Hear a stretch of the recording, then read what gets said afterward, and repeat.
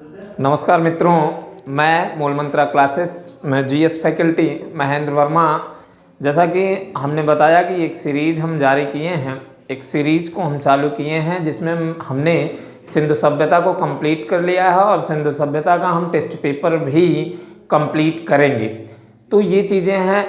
अब आज सिंधु सभ्यता के समापन के बाद हम वैदिक काल की हम बात करते हैं और वैदिक काल में एक एक बिंदु को हम देखेंगे कि वैदिक काल कहाँ से शुरुआत होता है, क्या क्या चीज़ें हैं वैदिक काल में, इनके बारे में हम अध्ययन करेंगे। तो आइएगा मित्रों, वैदिक काल की हम बात करते हैं। तो वैदिक काल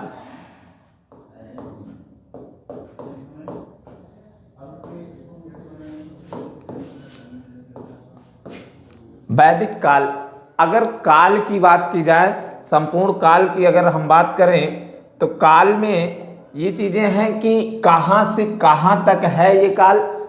तो इसका काल पूरा का पूरा 1500 बीसी से लेकर 600 बीसी तक माना जाता है। लेकिन वैदिक काल को हम लोग दो भागों में विभाजित करते हैं। वैदिक काल को दो भागों में विभाजित करते हैं, जिसमें पहला है पूर्व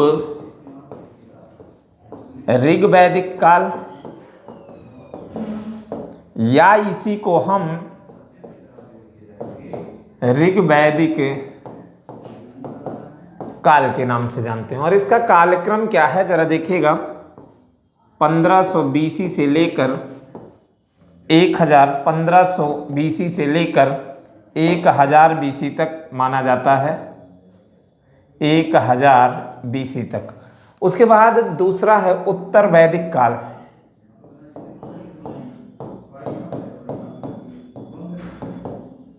जिसमें 1000 से लेकर 600 बीसी तक माना जाता है। ये कालक्रम विभाजन है और एग्जाम में बार बार ये पूछता है। अब यहीं से क्वेश्चन बनता है, जरा देखिएगा कि वैदिक काल किस काल का है। जैसा कि हमने पहले ही वीडियो में बताया था, इतिहास को हम जब समझा रहे थे तो आद्य ऐतिहासिक काल में बताया था कि सिंधु सभ्यता और वैदिक काल ये ऐसी सभ्यताएं हैं, ऐसा काल है कि जिसमें ये लिखा तो गया लेकिन उसकी लिपि पढ़ी नहीं गई थी। तो वैदिक काल को हम किस में शामिल करते हैं? आद्य ऐतिहासिक काल में शामिल करते हैं। वैदिक काल को हम आद्य ऐतिहासिक काल में शामिल करते हैं। ये तो आपका रहा आद्य ऐतिहासिक काल में हमने शामिल कर दिया। अब यहाँ से बात आई कि क्या वैदिक काल में जो वेदों का अध्ययन किया जाता है वो तो वेद सारे के सारे पढ़े जाते हैं, लेकिन यहाँ पे कह रहा है कि इसकी लिपि जो है वो पढ़ी नहीं गई थी, बिल्कुल नहीं पढ़ी गई थी। उस समय स्रोत कोई नहीं मिल पाया था। तो यहाँ पर कैसे ये वेद पढ़े जाते हैं, कैसे? तो ध्यान दीजिएगा, एक हम लोग श्रुति साहित्य को जानते हैं या नाम सुने होंगे। श्रुति का मतलब होता है सुन सुनकर, अर्थात कोई व्यक्ति अपनी बात को दूसरे तक कहता था, दूसरे को तीसरे तक, तीसरे को चौथे तक, और इस प्रकार से लोग एक दूसरे तक बात को पहुंचाते गए। उसी को हम श्रुति साहित्य कहते हैं, अर्थात बातों को सुन सुन कर पहुंचाना ही श्रुति साहित्य कहलाता है। तो उसी से हमको टोटल जानकारियां मिलती हैं। तो आइएगा, ये तो मैंने विभाजन कर दिया। अब वैदिक काल में हम किसका अध्ययन करते हैं, ये कहाँ से आते हैं, इनके बारे में हम बात करते हैं। तो वैदिक काल के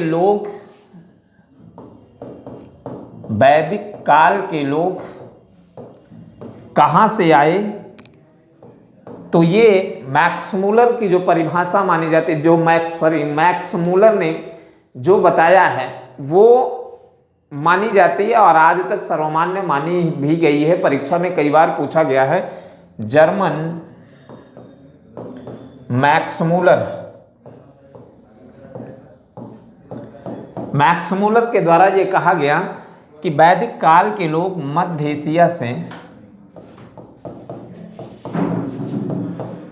एशिया से आए थे और वो आर्य के रूप में आए। आर्य थे, यही आर्य के रूप में आए थे। अब यहाँ से क्वेश्चन बनता है आर्य कौन थे, या आर्य का अर्थ क्या है। जैसा कि मैंने बताया कि आर्य कौन थे, मध्य एशिया से आए। आर्य का अर्थ क्या होता है, तो आर्य का अर्थ होता है श्रेष्ठ होता है, सज्जन होता है, कुलीन होता है, उच्च होता है, अमीर होता है। लेकिन सारी चीज़ें अगर ऑप्शन में हैं तो श्योर है आप श्रेष्ठ ही टिक करिएगा, तभी सही होगा। अब बात करते हैं आर्य शब्द जो है किस भाषा का शब्द है, तो आर्य शब्द संस्कृत भाषा का शब्द माना जाता है। तो ये चीज़ें हैं। यहाँ पर मैंने देखा कि वैदिक काल, या आप लोगों ने देखा कि वैदिक काल के लोग कहाँ से आए। मैक्स मुलर ने कहा कि मध्य एशिया से आए, और वो कौन थे, आर्य थे। जैसा कि सिंधु सभ्यता के पतन में आप देखेंगे मॉर्टिमर व्हीलर के द्वारा ये कहा गया कि आर्यों के द्वारा सिंधु सभ्यता का पतन कर दिया गया। अब आइएगा वैदिक काल में किस किस चीज़ की जानकारी मिलती है, इनके बारे में भी हम बात कर लेते हैं। वैदिक काल में हम वेद को पढ़ेंगे, वेद को पढ़ेंगे, उपवेद को पढ़ेंगे, ब्राह्मण ग्रंथ को पढ़ेंगे, ब्राह्मण ग्रंथ को पढ़ेंगे, उपनिषद को पढ़ेंगे, वेदांग को पढ़ेंगे, पुराण को पढ़ेंगे, संस्कार को पढ़ेंगे, ऋण को पढ़ेंगे, अर्थात जिसे हम पितृ ऋण, ऋण ऋण, देव ऋण, खड दर्शन को पढ़ेंगे, खड दर्शन को पढ़ेंगे, स्मृति ग्रंथ को पढ़ेंगे, उपनिषद को पढ़ेंगे, आरण्यक को पढ़ेंगे, विवाह को पढ़ेंगे।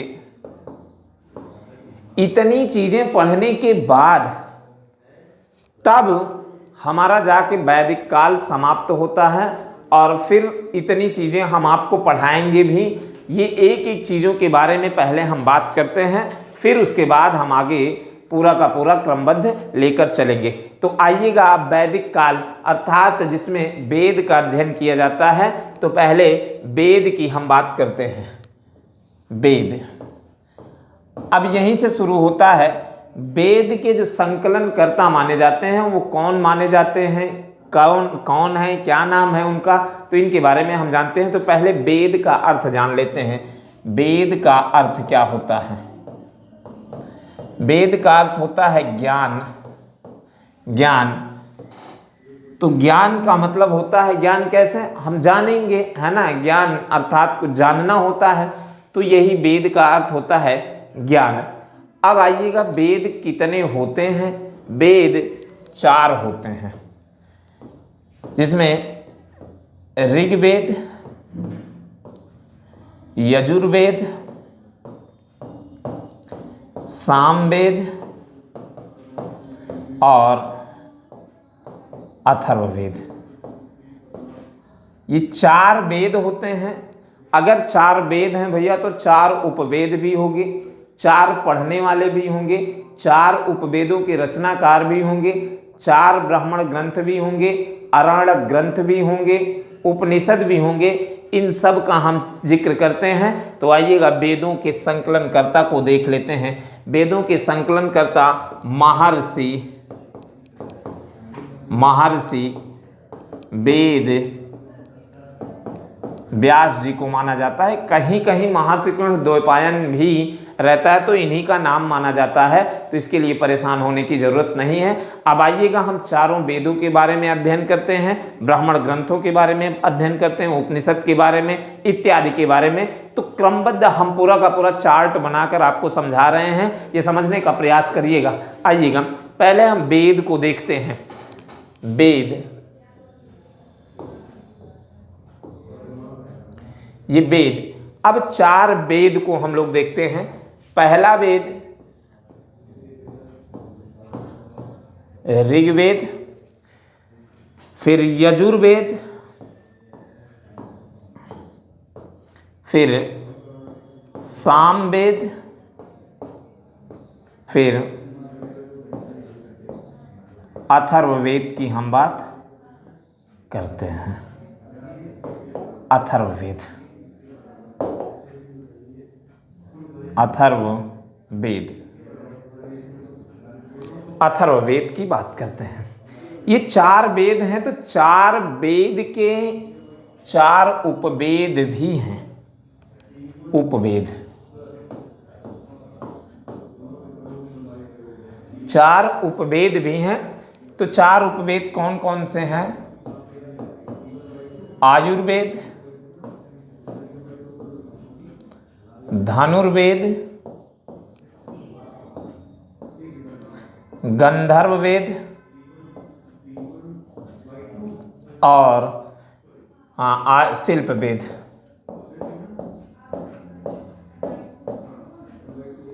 अब आइएगा, अगर ये 4 वेद हैं तो 4 उपवेद भी हैं। अब आइएगा थोड़ा सा हम देखते हैं पहले उपवेद। उपवेद को जो उपवेद के जो रचनाकार हैं कौन हैं? उपवेद के जो रचनाकार हैं वो कौन है? तो आयुर्वेद के रचनाकार जो माने जाते हैं धन्वंतरी माने जाते हैं। धनुर्वेद के जो आयुर्वेद के रचनाकार धन्वंतरी माने जाते हैं। धनुर्वेद के जो रचनाकार माने जाते हैं वो विश्वामित्र माने जाते हैं। गंधर्व वेद के जो रचनाकार माने जाते हैं वो भरत मुनि माने जाते हैं। भरत मुनि। और अथर्व वेद के जो रचनाकार माने जाते हैं, या शिल्प वेद के जो रचनाकार माने जाते हैं वो नारद माने जाते हैं। ये चीजें हैं। कहीं कहीं ध्यान दीजिएगा विश्वकर्मा भी माना जाता है, विश्वकर्मा है। ये चीजें रही। अब रचनाकार है ये तो। अब आइएगा थोड़ा सा हम यहाँ पर देखते हैं वेदों को पढ़ने वाले को क्या कहा जाता है, ये जरा देखते हैं। वेदों को पढ़ने वाले को क्या कहा जाता है? जो वेद पढ़ते हैं, इनके बारे में हम देख लेते हैं। पढ़ने वाले को क्या कहा जाता है? तो ऋग्वेद का जो अध्ययन करते हैं उसे होता या होत्र कहते हैं। यजुर्वेद का जो अध्ययन करते हैं उसे हम अर्धव कहते हैं। सामवेद को जो पढ़ते हैं उसे हम उद्घाता कहते हैं। अथर्ववेद को जो पढ़ते हैं उसे हम ब्रह्म या ब्रह्मा कहते हैं। ये तो रही मित्र यहां तक की बात है। थोड़ा सा यहीं पर हम देख लेते हैं कि कार्य के बारे में, कि कार्य क्या है। जैसे ऋग्वेद का कार्य क्या है, यहीं से थोड़ा सा हम एक लाइन ले रहे हैं। इन वेदों के कार्य को हम समझते हैं। कार्य क्या है जरा देखिएगा। ऋग्वेद का कार्य क्या है? तो ऋग्वेद का कार्य स्तुति या प्रार्थना इत्यादि होता है। यजुर्वेद का जो कार्य होता है वो यजुर्वेद का यज्ञ तथा कर्मकांड वगैरह, कर्मकांड। सामवेद का संगीत या गायन। अथर्ववेद का जादू, टोना, भूत प्रेत वशीकरण। मित्रों जगह थोड़ा सा कम है, इस वजह से मैं बोल दे रहा हूं, उसको आप नोट करिएगा। जादू, टोना, भूत प्रेत, वशीकरण और मृत्यु इत्यादि। तो ऋग्वेद सबसे प्राचीनतम वेद और अथर्ववेद सबसे बाद का वेद माना जाता है। अभी और आगे है, अभी मैंने आरण्यक को नहीं बताया, ब्राह्मण ग्रंथ को नहीं बताया, उपनिषद को नहीं बताया। तो अभी हम चार्ट में और आगे हम बताएंगे, ये चीजें हैं। तो अब आइएगा हम थोड़ा सा यहाँ पे और थोड़ा सा समझते हैं। ऋग्वेद किस वेद पर आधारित वेद माना जाता है? तो ध्यान दीजिएगा, ऋग्वेद सामवेद पर आधारित वेद माना जाता है। आधारित वेद माना जाता है। अब यहीं से फिर क्वेश्चन बनता है, कौन सा ऐसा वेद है जो गद्य और पद्य दोनों में लिखा जाता है? तो ध्यान दीजिएगा, यजुर्वेद एक ऐसा वेद माना जाता है जो गद्य और पद्य दोनों में लिखा जाता है। तो ये यजुर्वेद के बारे में बात करता है। तो ये चीज़ें रही। अब आइएगा थोड़ा सा मित्र हम देखते हैं ब्राह्मण ग्रंथ और आरण्यक और उपनिषद। तो इन सारी चीज़ों को आप नोट करने के बाद फिर यही ऋग्वेद, यजुर्वेद, सामवेद, अथर्ववेद का हम देखेंगे। ब्राह्मण ग्रंथ, आरण्यक और उपनिषद की हम बात करते हैं। तो आइएगा थोड़ा सा हम वेद को लिखेंगे, वेद को लिखने के बाद फिर ब्राह्मण ग्रंथ, फिर आरण्यक, फिर उपनिषद की, क्योंकि यहाँ पर जगह कम है तो इस वजह से फिर हम पुनः इसको करते हैं। तो आइएगा, मैंने कहा कि मैंने वहाँ पर बताया उपवेद को पढ़ने वाले को, रचनाकार को, ये मैंने बता दिया। अब थोड़ा सा हमने कहा कि अब वेद को हम देखते हैं। वेद जैसे कितने थे? 4, ऋग्वेद, यजुर्वेद, सामवेद, अथर्ववेद। अपनी कॉपी पर थोड़ा सा चार्ट बहुत अच्छे से मित्र बनाइएगा ताकि एक एक बिंदु क्लियर हो जाए। तो अब वेदों के, 4 वेदों के हम आरण्यक को देखेंगे। जब आप चार्ट बनाएंगे तो आगे आप ऐड करते रहिएगा सारी चीज़ों को। तो ये केवल कम पड़ जाने, जगह कम पड़ जाने की वजह से मैंने इसको लिया है। तो आइएगा वेद। अब मैं देखता हूँ इसके ब्राह्मण ग्रंथ की बात कर लेते हैं। ब्राह्मण ग्रंथ कौन कौन से ब्राह्मण ग्रंथ हैं? जैसे ऋग्वेद के ब्राह्मण ग्रंथ कौन से हैं? तो ध्यान दीजिएगा, ऋग्वेद के जो ब्राह्मण ग्रंथ माने जाते हैं वो ऐतरेय और कौसुतकी हैं। कौसुतकी हैं, ऐतरेय और कौसुतकी हैं।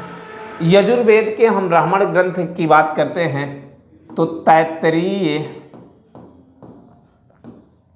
और शतपथ है। सामवेद के जो ब्राह्मण ग्रंथ माने जाते हैं वो पंचविश माने जाते हैं। और अथर्ववेद के जो माने जाते हैं वो गोपथ माने जाते हैं। ये चीज़ें हैं। अब आइएगा, ध्यान दीजिएगा, वेदों को सही ढंग से समझने के लिए ब्राह्मण ग्रंथ की रचना की गई है। अब हम बात करते हैं उपनिषद की बात करते हैं। उपनिषद, तो ऋग्वेद के कौन कौन से उपनिषद हैं इनके बारे में हम थोड़ा सा बात कर लेते हैं। कौन से? तो ध्यान दीजिएगा, इसके ब्राह्मण ग्रंथ अगर ऐतरेय कौसुतकी हैं तो इसका भी उपनिषद क्या होगा? ऐतरेय कौसुतकी ही होगा। ऐतरेय और कौसुतकी होगा। फिर यजुर्वेद के हम ब्राह्मण ग्रंथ, वो उपनिषद की बात करते हैं तो तैत्तरीय और बृहदारण्यक। बृहदारण्यक और तैत्तरीय, बृहदारण्यक, तैत्तरीय, मैत्रेयी ये है। यहाँ पे आवाज हमारी स्पष्ट हो रही होगी। मैत्रेयी, तो ये है उपनिषद की बात करते हैं। फिर उसके बाद हम सामवेद की बात करते हैं तो सामवेद का जो उपनिषद होता है वो छंदोग्य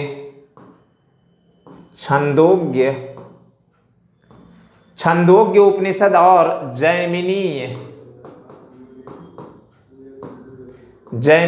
उपनिषद है।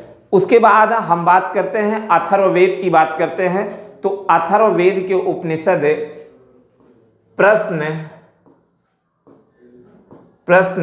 प्रश्न और मुंडकोप, प्रश्नकोप, निषद और मुंडकोप निषद है। मुंडकोप निषद है। ये तो मैंने उपनिषद की बात किया। अब आइएगा मित्रों, थोड़ा सा यहाँ पे ध्यान दीजिएगा, इसको एक बार हम स्पष्ट कर दें ताकि इतना मिटाएंगे ताकि हम बात कर लें, आरण्यक की भी बात कर लें। तो ध्यान दीजिएगा, ऋग्वेद का उपनिषद ऐतरेय कौसुतकी है और यजुर्वेद का जो उपनिषद है बृहदारण्यक और तैत्तरीय है और सामवेद का जो उपनिषद है वो छंदोग्य और जैमिनीय है। अथर्ववेद का जो उपनिषद प्रश्नकोप और मुंडकोप निषद है। प्रश्नकोप निषद और मुंडकोप निषद है। तो ये चीजें हैं। उपनिषद वर्तमान समय में 108 हैं। 108 पहले भी था 108, आज भी 108 है। तो ध्यान दीजिएगा, इसमें हम बताएंगे कि सबसे बड़ा उपनिषद कौन सा माना जाता है, सबसे छोटा। तो इसी समय थोड़ा सा जान लीजिएगा, सबसे बड़ा उपनिषद जो माना जाता है वो बृहदारण्यक माना जाता है, और सबसे छोटा उपनिषद जो माना जाता है वो मुंडक उपनिषद माना जाता है। फिर बात करते हैं आश्रम की, हम बात करते हैं 4 आश्रम की बात की जाती है, जहाँ पर ब्रह्मचर्य, गृहस्थ और वान और संन्यास, जिसमें 0 से 25 वर्ष तक ब्रह्मचर्य आश्रम और 25 से 50 तक गृहस्थ आश्रम, और वो उसके बाद फिर 50 से 75 तक वानप्रस्थ और 75 से 100 तक माना जाता है संन्यास आश्रम माना जाता है। इसी जबालोपनिषद में 4 आश्रम का जिक्र किया गया है, वर्णन किया गया है। लेकिन छंदोग्य उपनिषद एक ऐसा उपनिषद माना जाता है जिसमें 3 आश्रम का वर्णन किया गया है, जिसमें ब्रह्मचर्य है, गृहस्थ है, वानप्रस्थ है। संन्यास को छंदोग्य में नहीं वर्णन किया जाता है। तो ये उपनिषद के बारे में हम जिक्र करेंगे। अब हम थोड़ा सा यहाँ पर मिटाकर हम बात करेंगे आरण्यक की, थोड़ा सा बात कर ले। आरण्यक की हम बात करते हैं। इतना मैं मित्र मिटा रहा हूँ ताकि आपको दिक्कत ना हो। आइएगा, हम बात करेंगे आरण्यक की। आरण्यक का अर्थ क्या होता है? जंगल में जाकर ज्ञान की प्राप्ति करना ही आरण्यक कहलाता है। तो अब आरण्यक की हम बात कर रहे हैं, तो ऋग्वेद के आरण्यक ऐतरेय, कौसुतकी ही माना जाता है। तो ये आरण्यक किसके? ऋग्वेद के। ध्यान दीजिएगा, इसमें तीनों है। तो ये चाहे उपनिषद पूछे, चाहे ब्राह्मण ग्रंथ पूछे, चाहे आरण्यक पूछे, तो ये तीनों में माना जाता है। उसके बाद हम यजुर्वेद की अगर हम बात करें तो यजुर्वेद का जो वो आरण्यक माना जाता है वो बृहदारण्यक और तैत्तिरीय माना जाता है। बृहदारण्यक,